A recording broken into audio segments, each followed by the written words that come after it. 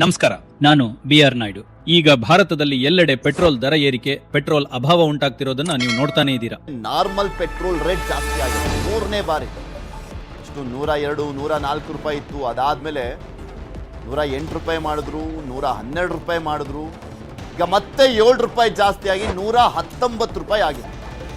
ಒಂದೇ ದಿನ 7 ರೂಪಾಯಿ ಜಾಸ್ತಿ ಮಾಡಿರುವಂಥದ್ದು. ಡೀಸೆಲ್ ಬೆಲೆಯಲ್ಲಿ ಒಂದೇ ದಿನ 25 ರೂಪಾಯಿ ಏರಿಕೆ ಆಗಿದೆ. ಇದಕ್ಕೆ ಕಾರಣರಾದ ಮಹಾನುಭಾವರು ಸಹ ಯಾರು ಅಂತ ನಿಮಗೆ ಗೊತ್ತು? ಪ್ರಧಾನಿ ಮೋದಿ ಶಾಕಿಂಗ್ ಹೇಳಿಕೆಯನ್ನು ಕೊಟ್ಟಿದ್ದಾರೆ. ಪೆಟ್ರೋಲ್ ಡೀಸೆಲ್ ಅನ್ನು ಮಿತವಾಗಿ ಬಳಸಿ. पेट्रोल डीजल इतना ज्यादा महंगा हो गया है, पहले से कई गुना ज्यादा कीमतें बढ़ गई है.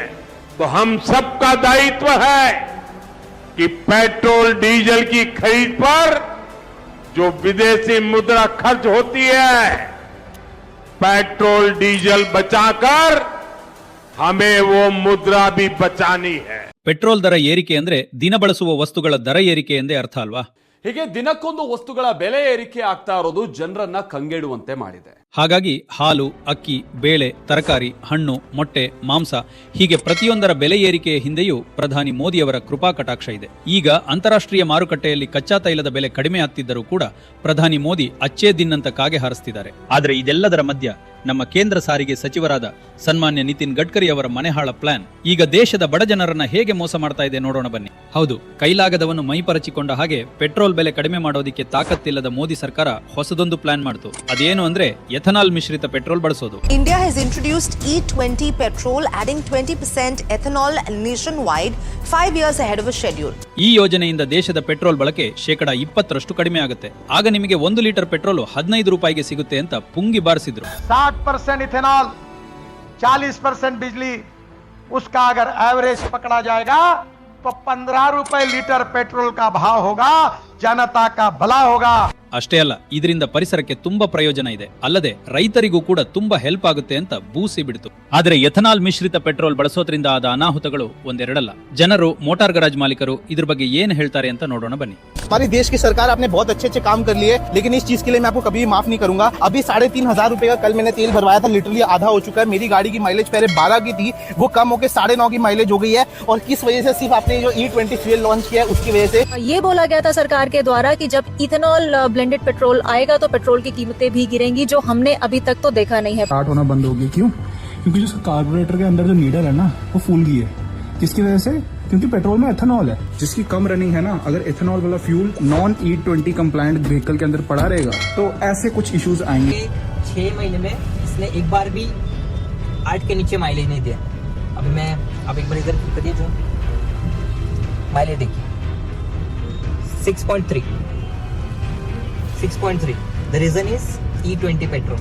ಜನರು ಎಥನಾಲ್ ಮಿಶ್ರಣದ ಪೆಟ್ರೋಲ್ ಬಳಕೆಯಿಂದ ಒಂದು ಕಡೆ ಆರ್ಥಿಕವಾಗಿಯೂ ನಷ್ಟ ಅನುಭವಿಸಿದ್ರು, ಜೊತೆಗೆ ತಮ್ಮ ವಾಹನಗಳನ್ನು ಸಹ ಹಾಳು ಮಾಡಿಕೊಂಡ್ರು. क्या क्या परेशानी आ रही है एथेनॉल?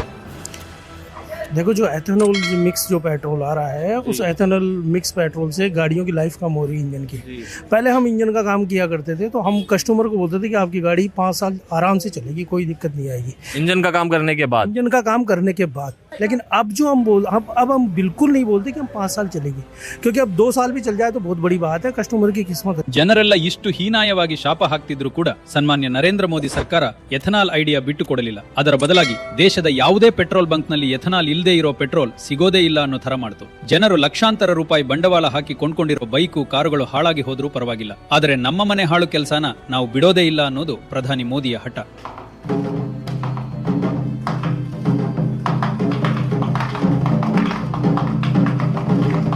ಇಷ್ಟೆಲ್ಲ ಜನರು ಛೀಮಾರಿ ಹಾಕಿದ್ಮೇಲೆ ಈಗ ಸ್ವತಃ ನಿತಿನ್ ಗಡ್ಕರಿ ಅವರೇ ಎಥನಾಲ್ನಿಂದ ವಾಹನಗಳ ಮೈಲೇಜ್ ಕಡಿಮೆ ಆಗುತ್ತೆ ಅಂತ ಒಪ್ಕೊಂಡಿದ್ದಾರೆ. E20 पेट्रोल को लेकर बड़ी खबर आपको बताएं. E20 पेट्रोल पर पेट्रोलियम मंत्रालय का बयान आया है, 3 से 5% तक कम हो सकती है माइलेज. ಆದರೆ ಅದಕ್ಕೆ ಇರಾನ್ ನಲ್ಲಿ ನಡೀತಿರೋ ಯುದ್ಧನ ಹೊಣೆ ಮಾಡಿದ್ದಾರೆ. ಮೋದಿ ಮತ್ತು ಅವರ ಇಡೀ ಸಂಪುಟದಲ್ಲಿರೋ ಮಂತ್ರಿಗಳೆಲ್ಲ ಎಷ್ಟು ಸುಳ್ಳುರು ಅನ್ನೋದು ಇದ್ರಲ್ಲೇ ಗೊತ್ತಾಗುತ್ತೆ.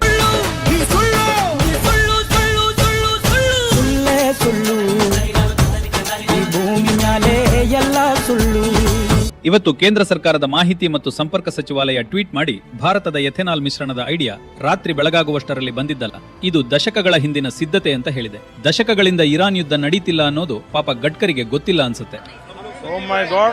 ಇಷ್ಟೇ ಅಲ್ಲ, ಮಾತಿಗೆ ಮುಂಚೆ ನಮ್ಮದು ಆತ್ಮನಿರ್ಭರ ದೇಶ ಅನ್ನೋ ಪ್ರಧಾನಿ ಮೋದಿ ಅಮೆರಿಕ ಮುಂದೆ ಯಾವ ತರ ತಲೆ ಬಗ್ಗಿಸಿ ಮೊಣಕಾಲೂರಿದ್ದಾರೆ ಅನ್ನೋದು ಎಲ್ಲರಿಗೂ ಗೊತ್ತು. बीजेपी आरएसएस वालों को अब मैं अच्छी तरह जानता हूँ. इन पर थोड़ा सा दबाव डालो, थोड़ा सा धक्का मारो, डर के भाग जाते हैं.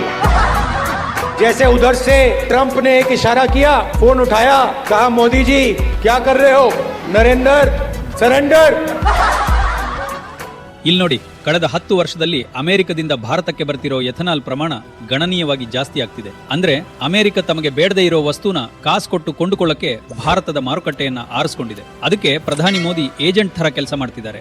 ಇಷ್ಟೇ ಅಲ್ಲ, ಸ್ವತಃ ಗಡ್ಕರಿ ಕುಟುಂಬಸ್ಥರೇ ಈ ಎಥನಾಲ್ ಕಂಪನಿಗಳ ಶೇರ್ನಿಂದ ತಮ್ಮ ಲಾಭವನ್ನ 100 ಪಟ್ಟು ಜಾಸ್ತಿ ಮಾಡ್ಕೋತಿದ್ದಾರೆ ಅಂತ ಹಲವು ವರ್ಷಗಳ ಹಿಂದೆಯೇ ಮುಖ್ಯ ಮಾಧ್ಯಮಗಳು ವರದಿ ಮಾಡುತ್ತೆ. ಇನ್ನು ನಮ್ಮ ಪ್ರಧಾನಿ ಮೋದಿಯವರ ಕ್ಲೋಸ್ ಫ್ರೆಂಡ್ಸ್ ಆಗಿರೋ ಅಂಬಾನಿ ಅಂಡ್ ಗ್ಯಾಂಗ್ನ ಬಿಡಕ್ಕಾಗುತ್ತಾ? ಸಕ್ಕರೆ ಕಾರ್ಖಾನೆಗಳು ಮತ್ತು ಎಥನಾಲ್ ಉತ್ಪಾದನೆಯ ಮೇಲೆ ಅಂಬಾನಿಯ ರಿಲಯನ್ಸ್ ಕಂಪನಿ 10 ವರ್ಷದ ಹಿಂದೆಯೇ ಸಾವಿರಾರು ಕೋಟಿ ಇನ್ವೆಸ್ಟ್ ಮಾಡಿದ್ದಾರೆ. ಇವರಿಗೆ ಲಾಸ್ ಆಗೋ ತರ ಮಾಡಿದ್ರೆ ಸ್ನೇಹಕ್ಕೆ ಬೆಲೆ ಇರುತ್ತಾ ನೀವೇ ಹೇಳಿ. ಭಾರತದ ಜನರ ಜೀವನ ಹಾಳಾದ್ರೂ ಪರವಾಗಿಲ್ಲ, ಮೋದಿಗೆ ತಮ್ಮ ಫ್ರೆಂಡ್ಸ್ ಮುಖ್ಯ. ಎಥೆನಾಲ್ ಬೆಲೆಯನ್ನ ನಮ್ಮ ಸಚಿವಾಲಯ ನಿರ್ಧಾರ ಮಾಡುತ್ತೆ ಅಂತ ಸ್ವತಃ ಗಡ್ಕರಿ ಅವರೇ ಹೇಳಿದ್ದಾರೆ. ಈಗ ತಾವೇ ರೇಟ್ ಫಿಕ್ಸ್ ಮಾಡಿಕೊಂಡು ತಾವೇ ಲಾಭ ಮಾಡ್ಕೊಳ್ಳೋದು ಅವರಿಗೆ ಸುಲಭವಾಗಿದೆ. ಆದ್ರೆ ಪೆಟ್ರೋಲ್ ಬೆಲೆ ಇನ್ನೂ 15 ರೂಪಾಯಿಗೆ ಬಂದಿಲ್ಲ. इथेनॉल का रेट भारत सरकार कैबिनेट में तय करती है. इथेनॉल की पॉलिसी पेट्रोलियम मिनिस्टर तय करती है. ದುರಂತ ಏನು ಅಂದ್ರೆ, ಈಗ ಭಾರತದಲ್ಲಿ ಎಥೆನಾಲ್ ಮಿಶ್ರಣ ಇಲ್ಲದೆ ಇರೋ ಪೆಟ್ರೋಲ್ ಸಿಗದಿರೋ ತರ ಮೋದಿ ಮತ್ತು ಗಡ್ಕರಿ ಜೋಡಿ ಮಾಡಿದೆ. ಇದರಿಂದಾಗುವ ಲಾಭವನ್ನ ಅವರವರೇ ಹಂಚ್ಕೋಬಹುದು, ಆದ್ರೆ ನಷ್ಟವೆಲ್ಲ ನಮ್ಮ ನಿಮ್ಮ ತಲೆಯ ಮೇಲೆ. ಇದೇ ರೀತಿಯ ವಿಡಿಯೋಗಳಿಗಾಗಿ team BR Naidu channel subscribe ಮಾಡಿ.